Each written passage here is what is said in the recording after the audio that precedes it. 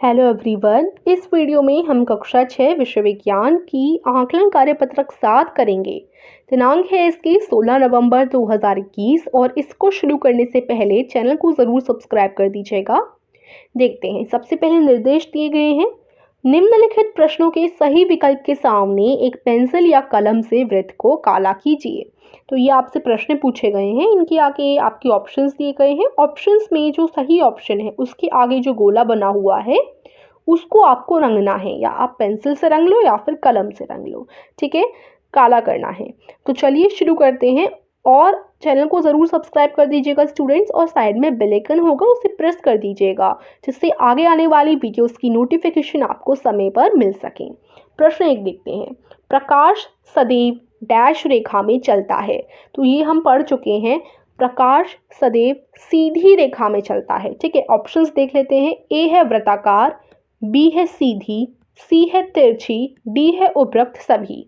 तो प्रकाश हमेशा कैसे चलता है, ये मैंने टेढ़ा बना दिया, देखो सीधी रेखा में चलता है। इस तरीके से प्रकाश गया तो सीधा ही वो चलता जाएगा, ऐसा नहीं है कि इस तरीके से चलता जाएगा। प्रकाश हमेशा सीधी रेखा में चलता है।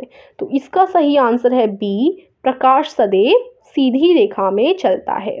ठीक है, बी ऑप्शन। सेकंड क्वेश्चन देखते हैं। देखिए, जितनी भी हमने अभी तक वर्कशीट्स पढ़ी हैं उन्हीं में से असेसमेंट लिया गया है, तो बहुत आसान है।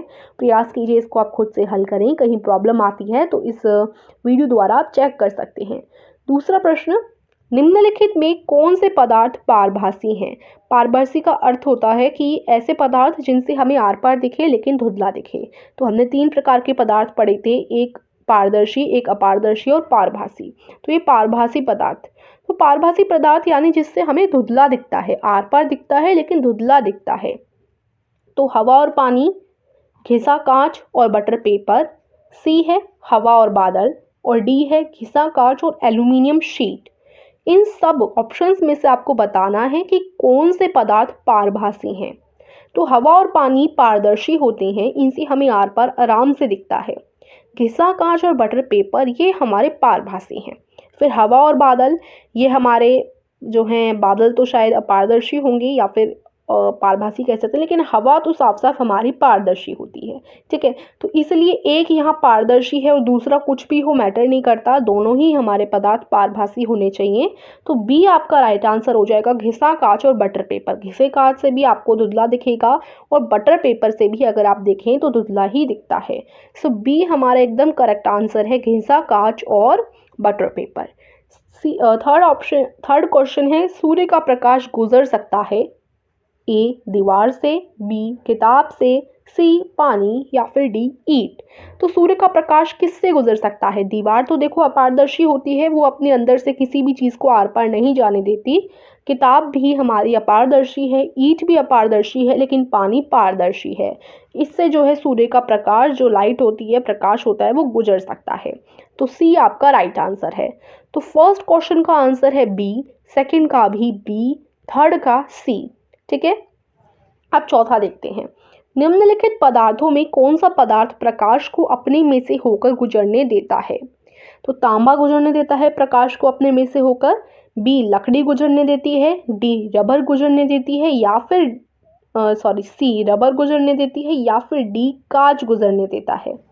तो देखो, प्रकाश को अपने अंदर से गुजरने देना यानी वो जो पदार्थ है वो ज़रूर पारदर्शी ही होगा। तो कांच हमारा पारदर्शी होता है, प्लेन कांच हमारा पारदर्शी होता है। कांच ही एक ऐसी वस्तु है जो अपने अंदर से प्रकाश को गुजरने देती है।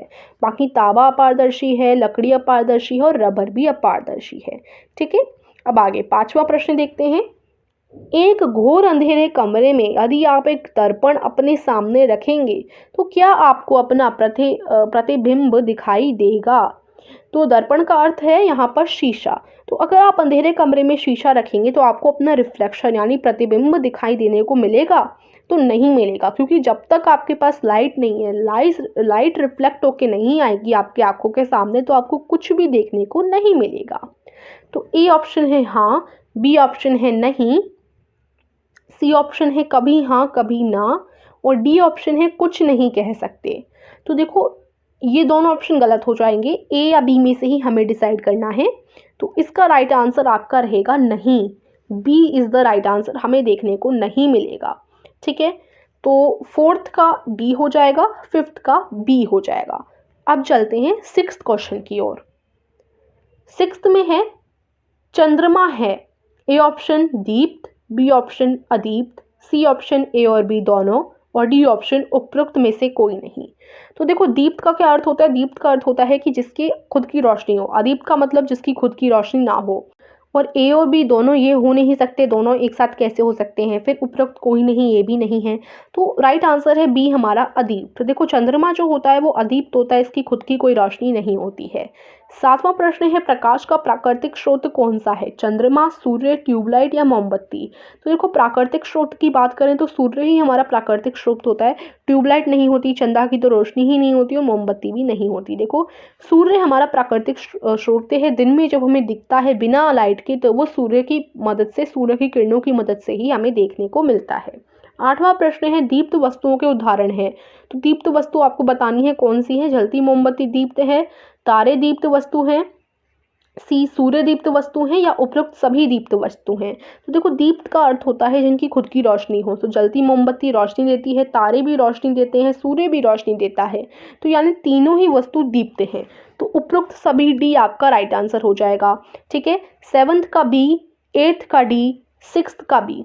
एक और बात सुन लीजिए, सिक्स्थ का बी लगाएंगे, सेवंथ का भी बी लगाएंगे, एट्थ का डी लगाएंगे।